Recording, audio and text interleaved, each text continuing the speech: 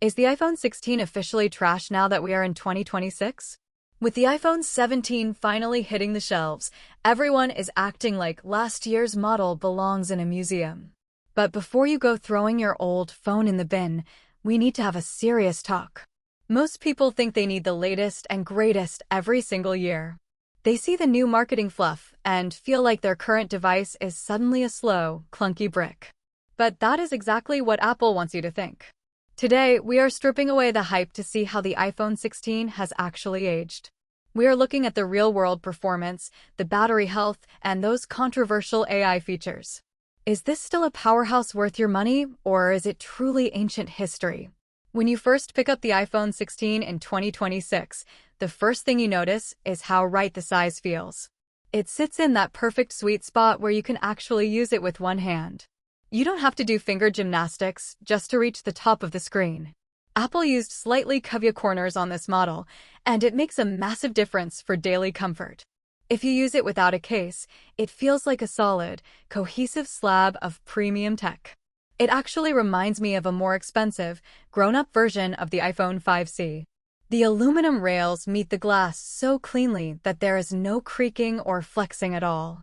Even after a year of heavy use, the build quality remains incredibly solid.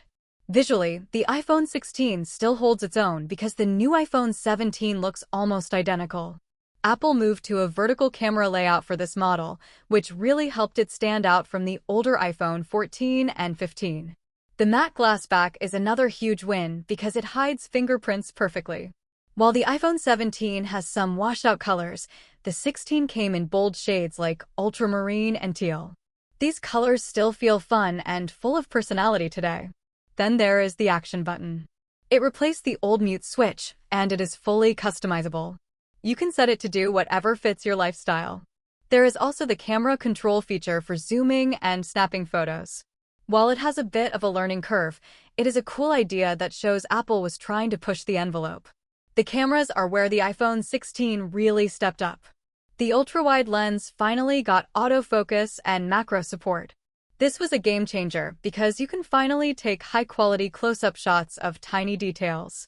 The main 48-megapixel sensor is still a beast in 2026.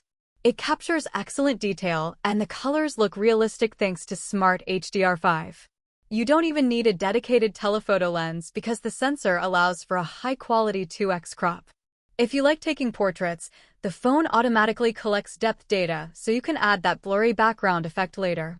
For video creators, this phone is still a dream. It handles cinematic mode and Dolby Vision with ease.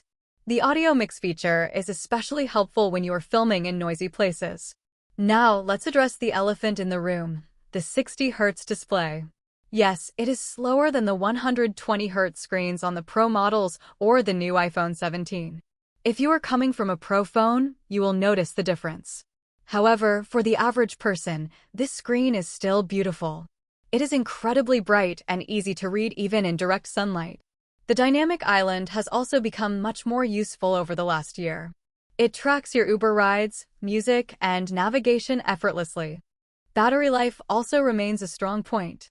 You can easily get 7 to 8 hours of screen-on time.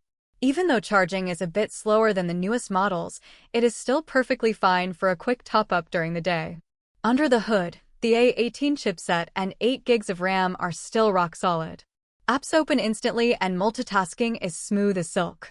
The only area that feels a bit meh is Apple Intelligence.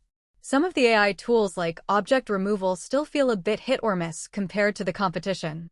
It is a bit disappointing that these features were marketed so heavily but still feel like a work in progress. However, the software support is legendary. This phone started on iOS 18 and will likely keep getting updates until iOS 27 or beyond. It is a device built to last for years, not just months. So, what is the final verdict? If you are buying a brand new phone today, the iPhone 17 is the better choice for an extra $100. You get a faster screen and more storage.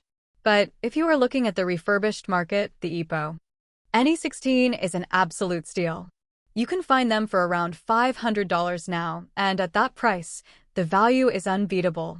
You get a premium, fast, and reliable iPhone that still feels modern. It is a well-rounded device that hasn't lost its charm. My honest opinion?